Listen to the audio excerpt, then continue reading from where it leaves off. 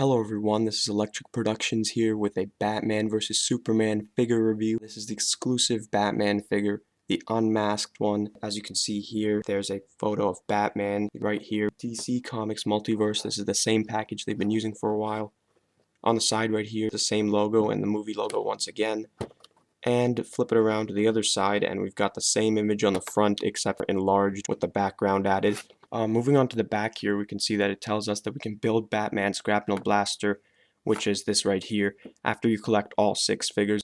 And here's their promotional image of the figure. This figure is a variant of this one, so I believe they just use the same image since most of the figure uses the same parts. Then once again up here there are the logos and all that. There's some instructions here, and that's basically it for the packaging.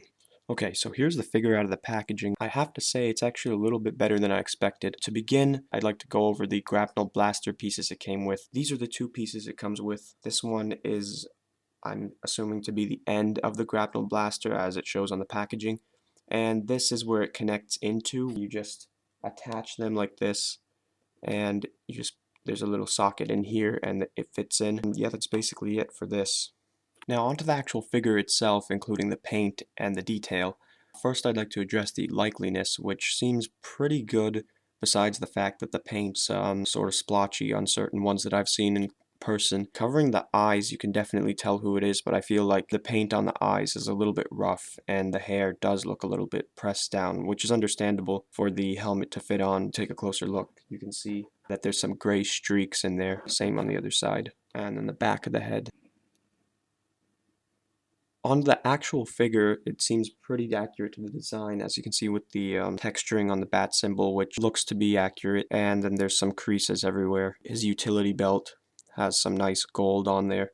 It's not all solid, you can see chipping on it, which I think looks pretty cool. And there's more of that same creasing going on in the costume down here. And then there's the gold edges or tips on the boots, which I did not notice until now. And then on the side, you've got the glove with hints of gold on them. And as for the back of the figure, there's not much going on behind the cape. The cape was actually a nice surprise when I found out that it was textured.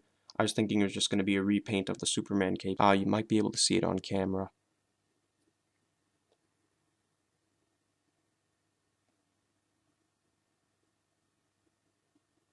And it ends roughly with little cuts in it there, which I think looks pretty cool. Now for the main accessory that this figure contains, or the only accessory, is the cowl, which is removable from the figure, which was not included in the standard version as shown on the promotion image. That one simply had the cowl as the head, while this one is removable. Now this has the same texture as the cape, and it's in more of a softer material so that you are able to put it on the figure fairly easily. Down the back it does have this, which might be a little bit distracting if you are trying to take shots of the figure. Underneath it has more of a glossy look. I'm assuming that's so that it'll fit into the figure nicely. And putting it on the figure here,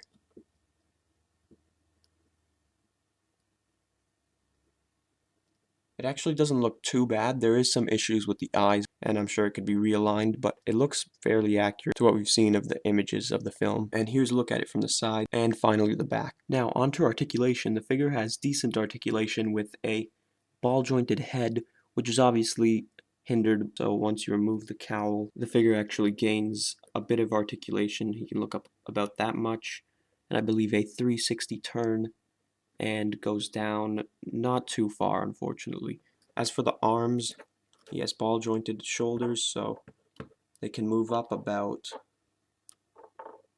that far.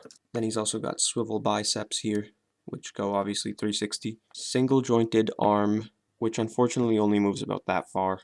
And then swivel wrists, which go 360. The ab crunch on the figure goes about this far. Backwards, it doesn't go very far, just about that much. The legs have the standard DC articulation where they move up and down and also in and out, so they do move out about this much. Next is the thigh swivel, which goes about 360 degrees, similar to the bicep swivel. Then we've got a single jointed knee, which only goes about that far, which is a little bit of a disappointment, but I guess it's not too bad in comparison to the arm. And the final joint is ankle joints that move up and down. About this far, actually. There is no ankle pivot.